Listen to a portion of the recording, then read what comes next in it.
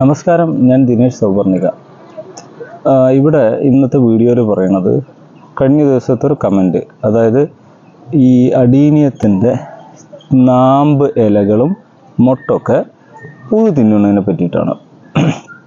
അപ്പോൾ ഈ പ്രത്യേകിച്ച് ഈ മഞ്ഞുകാലം ആയിക്കഴിഞ്ഞാൽ പുഴുവിൻ്റെ ശല്യം കൂടുതൽ വരും. പുഴു രണ്ട് തരമുണ്ട്. സാധാരണ ഇലതീനി പുഴുകളുണ്ട്, അതുപോലെ ബട്ടർഫ്ലൈൻ്റെ കാറ്റർപില്ലറുകളുണ്ട്. അപ്പോൾ ഞാൻ ഈ ശലഭോദ്യാനമൊക്കെ തയ്യാറാക്കി കൊടുക്കുന്ന ആളായതുകൊണ്ട് ഞാൻ ഈ ബട്ടർഫ്ലൈൻ്റെ പുഴുകളെയും പൊതുവേ ഇതിൽ ഈ പുഴുവിനൊന്നും ഞാൻ കൊല്ലില്ല. അതെന്താ ചെയ്യുക വെച്ചാൽ, അടീനിയം ഒരു ചെടി കുറേ ദൂരത്ത് വയ്ക്കും.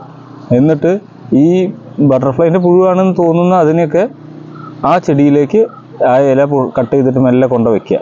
ഇങ്ങനെ അത് തിന്ന് വളർന്ന് പോയിക്കോട്ടെ എന്ന് കരുത്. പക്ഷെ അത് സാധാരണ ഒരാളെ സംബന്ധിച്ച് ബുദ്ധിമുട്ട് തന്നെയാണ്. കാരണം ആകെ 4 ചെടിയുണ്ട്, 4 ചെടിയുടെയും ഇല ഇതിന് എന്താ അറിയോ, ഈ മുട്ട ഇതിൻ്റെ തളിർ ഇലകളിലിടുക. ഈ പൂമ്പാറ്റകൾക്കും അറിയാം, കാരണം മൂത്ത ഇല കൊഴിഞ്ഞു പോകുമ്പോൾ അപ്പോൾ ഏറ്റവും തളിർ ഇലയുമ്പോൾ കൊണ്ട മുട്ടടും ഇലയുടെ അടിയിൽ. നമ്മളറിയില്ല. അത് വിരിഞ്ഞും പുഴുവായി കഴിഞ്ഞാൽ ഉടനെ ആദ്യം കയറിയിട്ട് ആ തൂമ്പിലകളൊക്കെ ആണ് തിന്നാൻ തുടങ്ങും. അപ്പോൾ അതിൻ്റെ കാഷ്ടവും ആ ലിക്വിഡ് ഒലിച്ചിട്ട് അവിടെ ഒരു ബ്രൗണിഷ് ഷെയ്ഡ് വരണം. അതിൻ്റെ ഇലക്കൂമ്പുകളുടെ ഇടയിലൊക്കെ ഒരു ബ്രൗൺ ഷെയ്ഡുകൾ വരുന്നത് കാണാം. മുഴുവനും ഇല ഇങ്ങനെ തിന്നും. അത് തിന്ന് അതിൻ്റെ തളിര് എത്രത്തോളം സോഫ്റ്റായ ഭാഗങ്ങളുണ്ട്, ചെടികൾക്ക് എത്രത്തോളം സോഫ്റ്റായ ഇലകളുണ്ട്, അത് മുഴുവൻ തിന്നും. ഇല മുഴുവൻ തിന്നു കഴിഞ്ഞാൽ പിന്നെ അടുത്ത കാണുന്ന സീൻ എന്താ വെച്ചാൽ, ഇതിൻ്റെ അഗ്രമുകുളം പൂർണ്ണമായിട്ട് തിന്നും. അഗ്രമുകുളം പൂർണ്ണമായിട്ട് തിന്നാൽ നമുക്ക് ഇങ്ങോട്ട് മുട്ട അടിക്കുക എന്നൊക്കെ പറയും. മുട്ട അടിച്ച് തരും, ആ സ്റ്റെമ്മ് മാത്രമാക്കി തരും. കാരണം അഗ്രമുകുളം എന്ന് പറഞ്ഞാൽ അവിടെ പുതിയ നാമ്പ് വരാനുള്ള ആ സോഫ്റ്റ് പാർട്ടാണ്. ആ ഭാഗം മുഴുവൻ തിന്നും, ശരിക്കും മുരടിപ്പിക്കും. ഇതാണ് സംഭവിക്കുക. ഇതിപ്പോൾ എല്ലാവർക്കും കാണാം.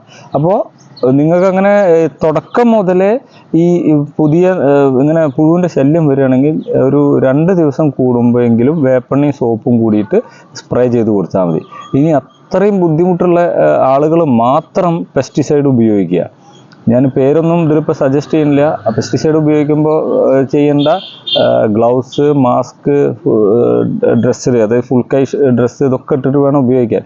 പിന്നെ കുട്ടികളുടെ സ്ഥലത്ത് ഡേഞ്ചർ ആയിരിക്കും. അപ്പോൾ ഏറ്റവും നല്ലത് നിങ്ങൾക്ക് സോപ്പും വേപ്പെണ്ണയും. പിന്നെ പെസ്റ്റിനുള്ള ഉപയോഗിക്കുന്ന പല നമ്മളൊപ്പമുള്ള ആളുകളൊക്കെ ഉപയോഗിച്ച്, ഞാനും ഒരു തവണ ഉപയോഗിച്ചുള്ള സാധനം ഹൈഡ്രജൻ പെറോക്സൈഡ് എടുത്തിട്ട് ഒരു ലിറ്റർ വെള്ളത്തിലേക്ക് ഒരു ലേശം ഹൈഡ്രജൻ പെറോക്സൈഡ് ഒറ്റിച്ചിട്ട് ഷെയ്ക്ക് ചെയ്തിട്ടൊന്ന് അടിച്ചു കൊടുക്കുക.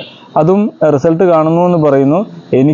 ഞാൻ അതുകൊണ്ടാണോ റിസൾട്ട് എന്ന് എനിക്കറിയില്ല. എനിക്ക് സാധാരണ സോപ്പ്, വേപ്പെണ്ണ അല്ലെങ്കിൽ ഞാൻ ചെയ്യുന്ന പെറുക്കി എടുത്ത് കളയുക എന്നുള്ള പരിപാടിക്ക്. അപ്പം ഇത്തരം രീതിയിൽ നിങ്ങളുടെ ചെടീനെ സംരക്ഷിച്ചാൽ പുഴു എന്നുള്ള ശല്യമൊക്കെ ഒരുവിധമൊക്കെ പോട്ടാ. പാറുന്നതല്ല, അരിച്ച് നടക്കുന്ന പുഴു, ചെറിയ പുഴു, അതാണ് അധികം ഉണ്ടാവുക. അപ്പോൾ ശലഭപ്പുഴു ആണെങ്കിൽ ശലഭം മുട്ടടാൻ വരുന്ന സമയത്ത് നിങ്ങൾ ഈ വേപ്പെണ്ണയും സോപ്പിൻ്റെയും ഗന്ധം ഇലകളിൽ ഉണ്ടെങ്കിൽ ശലഭം ആ ചെടിയിൽ മുട്ടടാതെ പോകും. അപ്പോൾ ഇടയ്ക്കിടയ്ക്ക് വേപ്പെണ്ണയും സോപ്പൊക്കെ ഒന്ന് ഒഴിവുള്ളപ്പോൾ ചെടികളുടെ മേലെ നിന്ന് അടിച്ചു കൊടുക്കുക, ലൈറ്റായിട്ട് കഞ്ഞിവെള്ളം കൂടി ചേർത്തിട്ട്. അങ്ങനെ ചെയ്യുമ്പോൾ ഈ ബട്ടർഫ്ലൈ അല്ലെങ്കിൽ മറ്റു പുഴുവാണെങ്കിൽ അവിടെ മുട്ടടാനുള്ളൊരു ഇത് കാണിക്കില്ല. വേറെ ഏതെങ്കിലും ചെടിയിലേക്ക് പോയിക്കോളൂ കേട്ടോ. നമ്മളത് ബട്ടർഫ്ലൈ പുഴുവിനെ കൊല്ലുക എന്ന് പറഞ്ഞാൽ ഒരു മോശമായിട്ടുള്ള കാര്യം തന്നെയാണ്. അപ്പോൾ അതുകൊണ്ട് അതിനെ പെറുക്കിയെടുത്ത് വേറെ വല്ല സ്ഥലത്തേക്ക് ചെടിയിലേക്ക് മാറ്റുക, അല്ലെങ്കിൽ അതിലേക്ക് ബട്ടർഫ്ലൈ വരാതെ നോക്കുക എന്നുള്ളതാണ് നല്ലൊരു മാർഗം. ഈ വീഡിയോ നിങ്ങൾക്ക് ഇൻഫോർമേറ്റീവായിട്ട് തോന്നുന്നുണ്ടെങ്കിൽ നിങ്ങളുടെ സുഹൃത്തുക്കളുടെ അടുത്തേക്ക് ഷെയർ ചെയ്തോളൂ. നമ്മുടെ ചാനൽ ഇതുവരെ സബ്സ്ക്രൈബ് ചെയ്യാത്ത ആളുകളാണെങ്കിൽ അവരോട് സബ്സ്ക്രൈബ് ചെയ്യാനും പറഞ്ഞോളൂ.